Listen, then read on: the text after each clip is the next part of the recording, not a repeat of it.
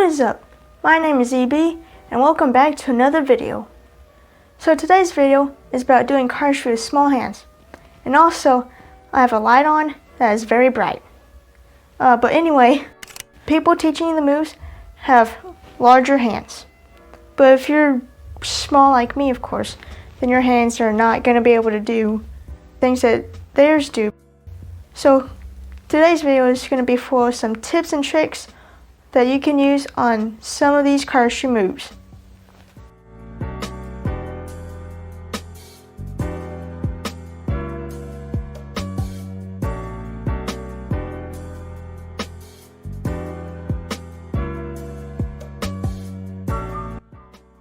Okay, so real quick, so like for an example of this, I watched the one-handed shuffle on Rise Magic's channel, and they're like 7 feet tall.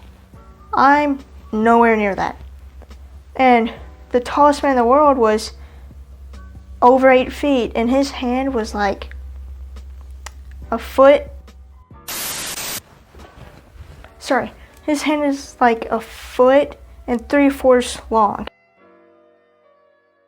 Like half a foot. So obviously, if you have larger hands, cardistry, like one-handed cuts, are going to be easier for you. But with these tricks, you can do them much easily. So let's get right into them. So the first move I will be trying to troubleshoot is the revolution cut. And you can have it with or without the spin. So sometimes in tutorials, they will tell you to put your ring finger down here on the bottom packet to push it up. But as you can see, the top packet is blocking it because my hands cannot make enough room for it. Or they may tell you to bring it through these two packets, but I can't fit it there either. So instead, I continue to turn it, and my middle finger goes here. My ring finger goes on this side. And then this bottom packet, using my thumb too to push against it, pivots off of my index finger to clear. And then you can add the spin by turning it the other way at the beginning. Okay, so this other move is the one-handed shuffle. And I actually saw this trick in a comment on a tutorial. So this is the start, okay? So some people may keep their pinky here, or they may put it here and then weave it.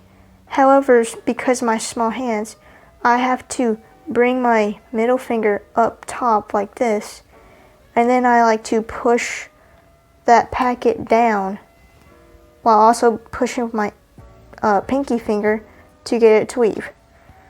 That wasn't as good as the shuffle, but it still shows that you gotta put your middle finger here. And then for the bridge part, I move my middle finger back, and you can either bend the cards here, but what I like to do is I like to get them lined up like that, push on my index, and then go for that bridge. Okay, and then for the Erdnase Go Round, if I throw it, then it'll get out of view, so I'm just going to do this.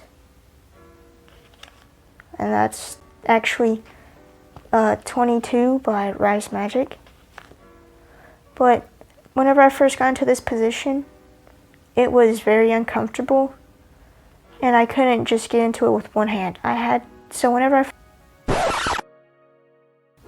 I first started this move, I just had to take the deck, and then hold it, just get into the position, and then just stick it there. Because my thumb can't grab across the whole deck. But then once I got used to it, I would get into this grip, just this modified style grip where I move my index over, keep my pinky there, bend these two fingers in, then reach over, but I can only grab about half of my thumb. So I just go ahead and pull down with the index, and then I can do the Erdnase Go Round. The next move I'm going to be troubleshooting is Franco Pasquale's Judo Cut, which looks a little bit like this. Whenever I first started learning this move, I gave up for a few days because I thought my hands were too small. However, in the tutorial, he says that this, where it raises, the bottom packet where it raises up like that, he said that will happen automatically. But if you just try and do that, the top packet is blocking it. And what you gotta do is you gotta move your hand like it's a scissor cut. And then it clears. And then as you can see, this top packet right here is touching this bottom packet, which may kind of ruin the rotation. So that's something that you gotta get used to making space for. And the part where you get the packets parallel, you gotta reach your thumb over.